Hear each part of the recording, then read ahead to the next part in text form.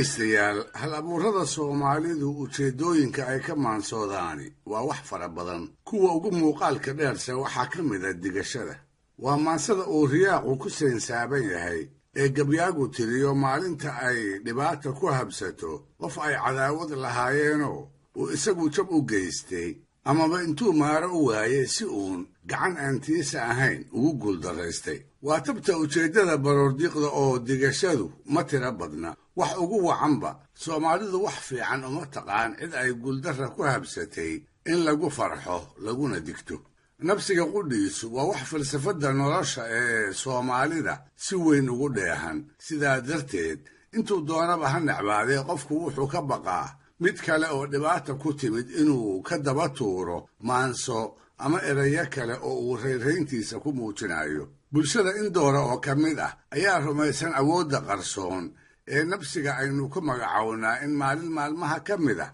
ay kii wax ku digtay geesaha u dhigi doonto awalkii lagu digtayna ay sidaas ugu aargudi doonto gabayada digashada ah midkood ee dadka suugaanta daneeya dhexdooda jeer caanka ku noqday waxaa tiriyey Saahid Qamaan oo ka mid ahaa reer ciideedkii hibada maanso sida gaarka ah loogu xudumay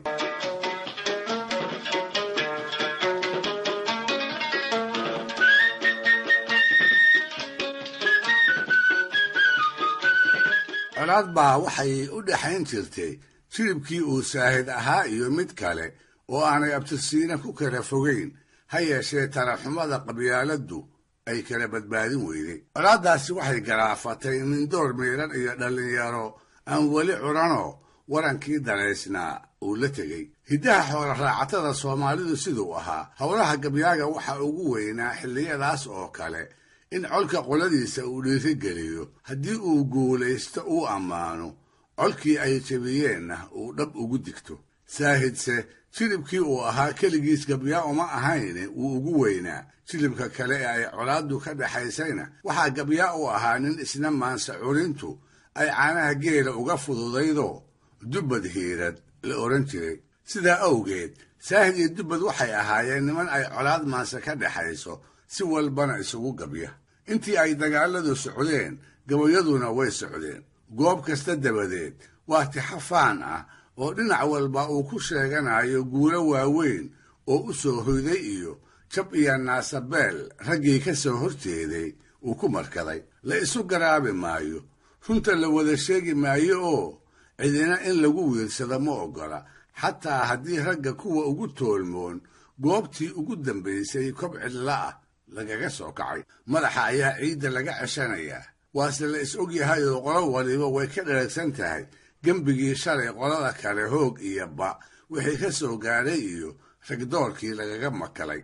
goobo dhowr ah markii ay labada jilib dhex mareen ayaa dubbad wuxuu tiriyey nasiib darro gabay aan waxba naga soo gaadhinoo uu ku sheeganayo colaaduba ha dheeraatee inaan guryahooda laga dareemin oo weli rag iyo xoolaba ay ka buuxaan faanka Saahidna uu yahay tookh aan magac ka daabnay wuxuu ku caraadiyey haddii aysan arrintu siduu sheegay ahayn bal inuu Saahid sheego wax dhibaato ah oo dagaaladii dhacay reerkooda lagu gaarsiiyey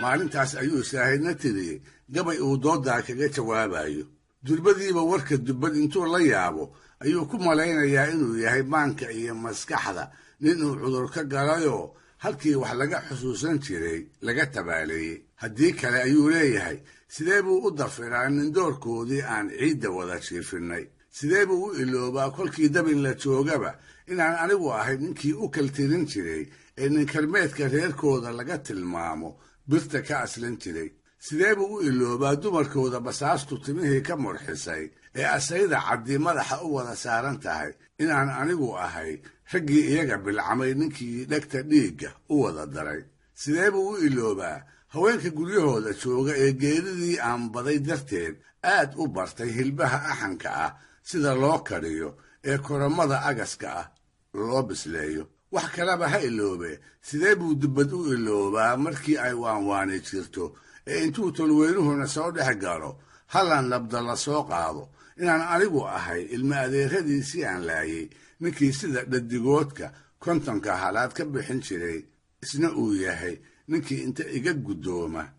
raalliga ku noqon jiray. haba yaraatee sidaas aan dubnaxa lahayn ayuu Saahid ugu jawaabay Dubbad Hiirad. wuxuu ahaa gabay dhextaalkiisu ahaa kaasna ma ilaawe oo isaga oo qabyaana soo gaaray asii inoogu filan tusaalaynta maansada digashada ah teeda ugu ba'an. wuxuu Saahid yidhi dubbad inuu karaystiya la'yahay kolanta meesheeda raggoodii la wada kaayay buu koob ileeyahay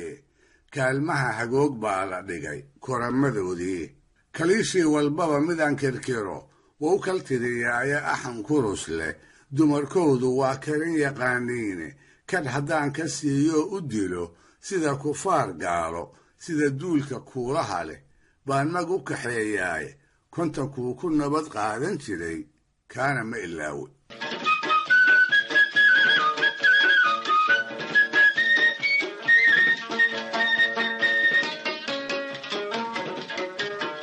wariyeyaasha suugaantu siday sheegeen markuu gabaygaasi u tegay si aan la aragoo la maqal ayuu Dubbad uga xanuunsaday. erey kasta oo ku jiraaba wuxuu la mid ahaa waran af badanoo nin xoog lihi dhabar iyo dhinacba uu gacanqabsi oogadiisa ugu tumaatiyayo. hadduu shalay madaxa ciidda ka ceshanayayoo rag intii uu goobihii dagaalka ku waayey uu is-ilowsiinayey maanta sidiisii ma aha oo tixdii Saahid sidii loogu keenayba murugadu foolkiisa ayay ku tiil. dadka hareerihiisa jooga ee ay xigtada yihiin waxay ka sugayaan jawaabtii Saahid uu ka celiyo. taasina waa hiddo ay Soomaalidu lahayd isagana laguma xamanayn tix loo soo dhiibay nin aan dhiggeed ka celin karin. ha yeeshee maanta maskaxdiisu maanse iyo tirinteed kuma hawlana. gabay qura oo aan la labayn ayaa maanta maankiisa ku dhigan. waa gabaygii dhextaalkiisu ahaa kaana ma ilaawe oo sidii loogu mariyeyba noloshiiba u dacareeyey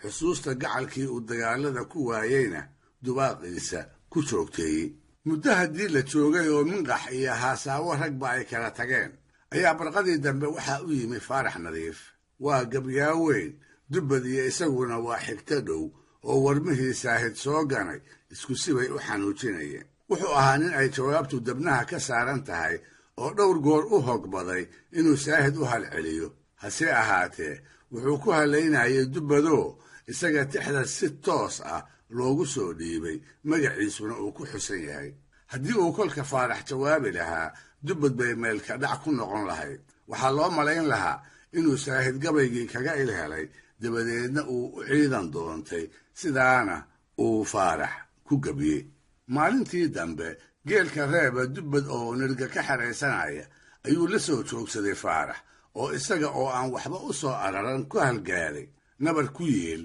su'aal uga sii dartayoo aad u danaqday. wuxuu ku yidhi Dubbadow ninkii Saahid ahaa ee inoo soo gabiyey kollay wax ka tiriye maxaad ka tiri. Dubbadna isaga oo aan waxba u soo araran ayuu Faarax Nadiif iyo intii maantaa la dareenka ahaydba wuxuu ugu jawaabay hawraar hari weyday oo weli lagu mahmaaho. wuxuu ku yidhi Faaraxow gabayga Saahid wax ka falid mooyee wax ka dhigid ma laha. markaasoo qura ayaa la gartay sababtii uu u jawaabi waayey. soo waxaa ka go'nayd raggii lagu soo racaadiyey inuu u aaro oo kaana ma ilaaway gabaygii ahaa ninkii u soo dhiibay uu guryahooda geesaaska dumarka ku dambaysiiyo. soo waxaa ka go'nayd maalintaasi inay tahay maalinta keliya ee intay maskaxdiisu dararto